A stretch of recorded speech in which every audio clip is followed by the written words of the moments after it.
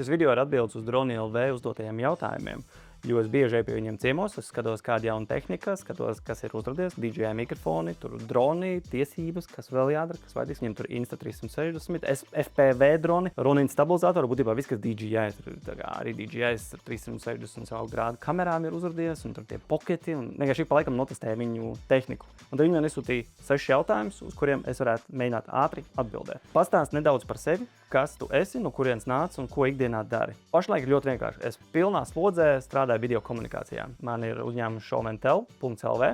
Būtībā realizēju visu, ko vien klients var iztēloties. Sākumā tas bija ar specializēšanos runājošos video, kur kādam kaut kas jāstāsta, kādam ir kāds jāizglīto. Tas ir tāds kā apmācības kursi, tiešraides, webināri, bet tad pakāpeniski arī tie paši klienti sākuši prasīt, vai mēs varam uzfilmēt šādu video rullīti, vai mēs varam ar šādām grafikām uztaisīt kaut kas ar 3D. Un tad ir mazliet plašāks kreatīvais tas loks. Es joprojām saku, ka mēs specializējamies runājošos video, kur kādam ir jāspēj formulēt viņa pieredze, produkts vai kaut kas skaidrā valodā, jāspēj parādīt un pastāstīt kā show and tell. Un tā ir tā specializēšanās. Un dažādos veidos tas ir aizvedis. Mums ir daži interesanti klienti, kas man patīk, ir SAF tehnika, tagad vēl Seibanka uzrādās, Latraps ir interesanti, ja mēs parasti braucam pļavās, filmējam un izglītojam viņu biedrus.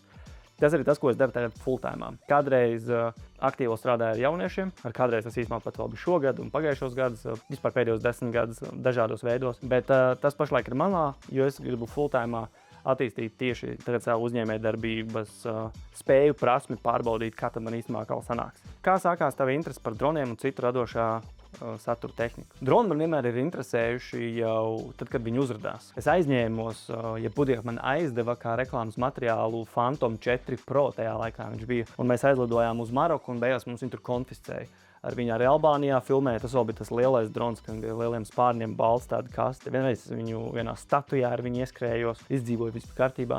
Man kaut kā tas vienmēr ir interesējis, tie lidojošās kameras. Laikam tas ir kaut kāda imitēšana tam, kā būtu lidot. Tāpēc tas ir bijis kaut kas ļoti fascinējošs. Un tad, kad uzrādās tie FPV droni, man vienmēr likušies, ka, wow, tas ir tik interesants, tās sacensības. Bet es nekad neesmu tos FPV dronus arī testējis līdz galam. Es beigās paliku pie komerciāliem, ko ražojas ar DJI, kas paši levitē gaisā un ka man tur nav jācīnās ar visu gravitāciju. Tuvākais, kas bija avatas, ko es testēju arī no Droni LV, un fascinējoši. Ļoti labi sajūta, uzliek tās brilles un var lidināties apkārt ar šo žiroskops, laikam sanāk, un ir lidošanas sajūta, ir fascinējoši. Es nezinu, man kaut kas pievelk tajā. Tas arī iemesls, varbūt, kāpēc es filmēju šādu tipu video, jo man patīk tehnika, es viņu testēju, ko es varu un kas man ir svarīgi, to es nopērku. Pats es lidinu savu dronu, kad man sanāk, likās, ka es lidināšu daudz vairāk viņu, bet nav tik daudz. Bet, ja es varu, es arī iefilmēju un pastāstu citiem, tā kā, jā, šis ir foršs, šis nav foršs, tas varētu būt labāks, tas varētu būt tāds, pie šitā vēl jāstrādā, ja, piemēram, ražotājiem. Man tāds tikai tā interese kaut kur ir iekšēji bijusi vienmēr uz tehniku. Vai tev patīk fotografēt, filmēt un kādu tehniku vislabāk izvēlēs? Vai drons ir palīdzējis tikt pie vēl labākiem kadriem? Es fotografēju ļoti maz, tā kā ļoti maz. Es vienmēr saku, ka es neesmu fotogrāfs, tā kā to daļu mēs varam mest uzreiz jau ārā. Es filmēju, man interesē videogrāfija arvien vairāk, un es arī apgūstu, un arī tagad, kad es jau 5 gadus esmu full-time un profesionāli cenšos attīstīt savus video prasmes, man joprojām ir tik daudz, ko vēl apgūt. Tagad es vēl padziļinātāk mācos, ko sauc par storytelling, jeb kā vest un veidot stāstus un parādīt viņu video formātā. Drons nāk klāt vienmēr, kur ir sižeti, kur ir tā kā Latraps, mēs braucam kaut kur pļavās, kaut ko filmējam, kur ir ēkas ārā, kur jāparāda ir plašums, jāparāda ir pļava, jāparāda ir kaut kāda tehnika. Tur drons vienmēr nāk palīgā un vienkārši, tie kadri izstāsta tik stilīgi. Citreiz pat tur, kur liekas, kur nevajag dronu, arī tur dažreiz var piefilmēt kaut ko no augšas vai kaut ko no malas, vai dažreiz vienkārši viņu pacelt tur 3-4 metrus virs zemes un to pašu kadru, kur kāds iet, no muguras nevis filmē tā kā ar roku ar kameru, bet lidināt līdzi ar dronu. Vienkārši amazing, dažreiz tik skaisti ir tie kadri. Es ilgi lidināju DJI Mini 2, man viņš patika, un tad vienā brīdī es sapratu, ka kaut kā nav tā kvalitāte. Es laikam izaugu no tās kvalitātes ārā, un tad es pārgāju uz, tagad man ir Mini 4 Pro, man viņš ļoti patīk, bet es skatos tagad uz Mavic 4 Pro, bet tur atkal citas tiesības vēl jānoliek. Tas ir atkal citā cena kategorijā un daudz lielāks drons. Bet līdz ar to tos kadrus, ko es redzu, ko tas var izdarīt, ir super skaisti. Un es eju tajā virzienā, man gribās to dronu tagad. Bet ja mēs runājam par kamerām, es esmu absolūts Sony cilvēks. Sony ters, Sony tur, Sony augšā, visur man ir Sony. Es saprotu, ka tehnoloģija ir daudz dažādas, ir daudz labas kameras, bet es vienkārši paliku pie Sony, jo man viņš patīk. Es neviļos viļā, es saprotu, kā ar viņu strādā, un katram laikam jāsaprot, kas tad ir viņa tā tehnika, pie kuras viņš paliek. Es zinu, ka citi staigā, tur Canon, Sony, Panasonic, viņi tur tur lēkās ar tām kamerām. Es sapratu, man vienalga. Ja nevies ir ļoti specifiska nepieciešamība tur pēc kaut kādas tur RED kameras vai konkrēts tur Sony, tur Venice vai tur tās konkrētās markas, vai ja kādreiz atnāks klients un viņš man saka, arī vai jūs filmējat tur ar to konkrēto Sony? Un es saku, jā. Un tad mēs aizējām noīrējam un vienkārši izmantojam to kameru. Bet es esmu Sony cilvēks. Kāda tehnika izmanto ceļojumos un ko visērtāk lietot? Es parasti paņemu līdzi tieši to Sony, kas tur iefilmē. Tas ir tāpēc Sony ar 24-70 objektīvu, kas ir Sigma. Insta360 es ņemu līdzi visos motoceļojumos. Dažreiz mēs tur āķējam arī GoPro klāt, bet tagad es skatos, tas DJI Action 5 kamera ir līdzvērtīgi laba un interfejs lietošanai viņš ir ļoti labs. Man ir Insta360, bet nesen testēju no DJI Osmo to 360 kameru. Arī ir ļoti laba. Bet gan Insta man ļoti patīk, cik ērti viņi var telefonā izgriezt tos kadrus pēc apstrādi. Vispār 360 man patīk. Bet tas ir tur, kur ir moto kaut kāda brauciena un piedzīvojumi. Tur ir dinamika, vienkārši uzliek, viņu piestiprina un visu laiku kaut kas notiek. Tur kalns, tad tur vēl kaut kas kāds izbrauc priekšā, es kādam izbraucu priekšā un tas vienkārši ļauj noķert apkārtnē to, kas notiek. Būtībā Sony tas, un ja es braucu uz valsts, kurā var ņemt līdzi dronu, tad es uzreiz loģiski ņemu līdzi arī DJI manējo Mini 4 dronu. Pagājušajā reiz mēs uz Indiju, pagājušajā gadā, kad lidojām, tur nedrīkst ievest un lidot ar savu ievesto dronu, tāpēc mēs tur vietējo īrējām. Un tas beigās izmaksāja 60% reāli no drona cenas. Mēs ko